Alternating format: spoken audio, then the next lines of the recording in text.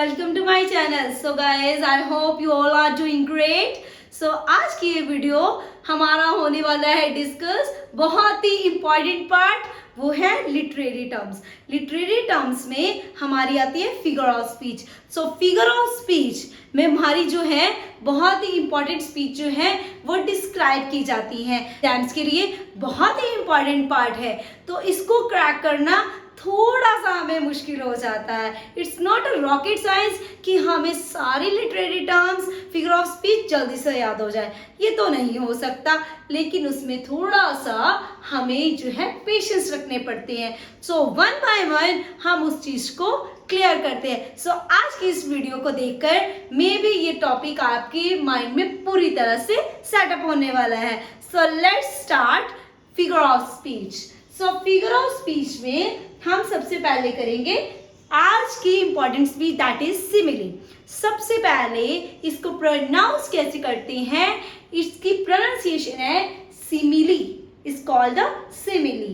तो इसको हमने करने से पहले क्या करना है, किसी भी चीज को करने से पहले उसकी डिफाइन को समझना बहुत जरूरी है. भाई सिमिली होता क्या है, सिमिली तो हम कर रहे हैं, सिमिली हमें पता है ये फिगर ऑफ स्पीच है, लेकिन क्या होता है इसको डिस्क्राइब करना हमारे लिए बहुत जरूरी है. सबसे पहले सिमिली, सबसे पहले हम इसको अंडरस्टैंड करेंगे, इसकी जो है डेफिनेशंस को देखेंगे. Let's see.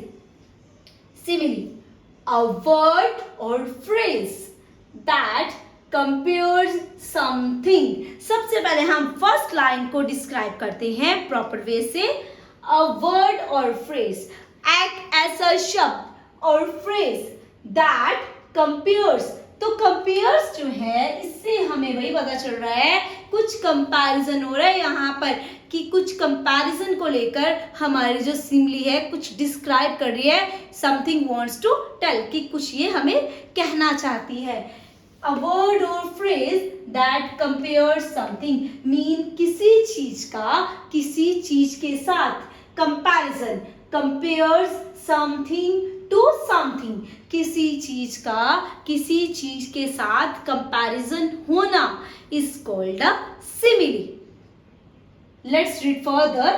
Using the word like or as. Mean like और as ये बहुत ही असेंशियल पार्ट है हमारी सिमिली को करने के लिए. मीन like और as जो है इसको बनाने से या इसको ज्वाइन करने से ही जो हमारी सिमिली है वो कंप्लीट होने वाली है. मीन हमारे जो डिफाइन है वो हमें क्या कह रही है, अ वर्ड और phrase that compares something to something. Mean किसी शब्द का किसी भी दूसरे शब्द के साथ कंपैरिजन करना using the word like or as. कौन से वर्ड्स यूज करने होते हैं, like और as. like और as का यूज करके जब हम कुछ कंपैरिजन करते हैं that is called simile.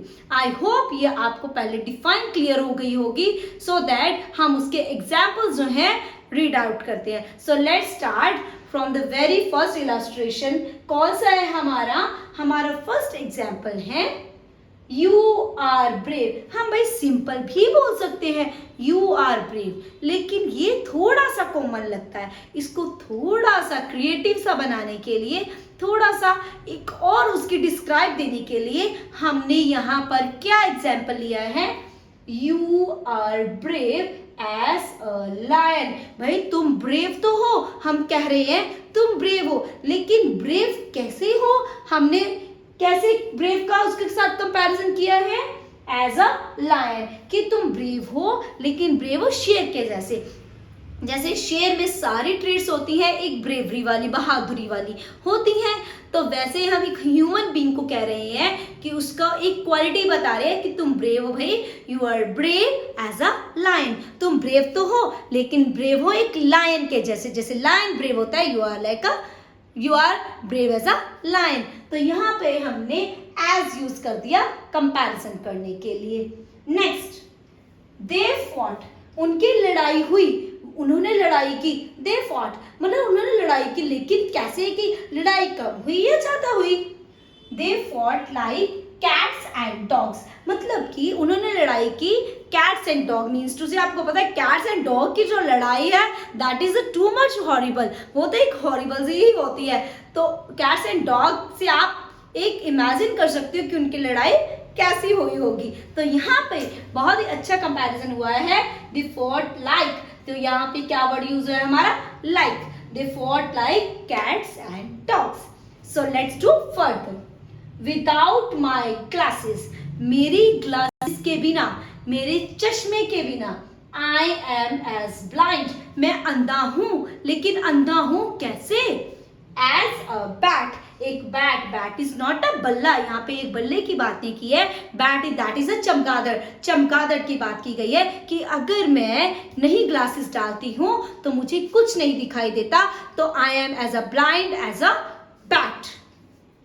The book was as heavy, जो बुक थी वो हमारी क्या थी? हैवी थी, मतलब बुक जो थी वो भारी तो थी, हम ऐसे भी बोल सकते द बुक वॉज हैवी, लेकिन थोड़ा सा इसको क्रिएटिव बनाने के लिए, एक सिमिली का रूप देने के लिए, the book was as heavy as a brick. Brick से क्या किया हमने? ब्रिक से हम क्या कर रहे हैं? ईंट। सो ब्रिक जो है ईंट के साथ इसका कंपैरिजन किया है। The book was as heavy as a brick. Next, the room was as quiet.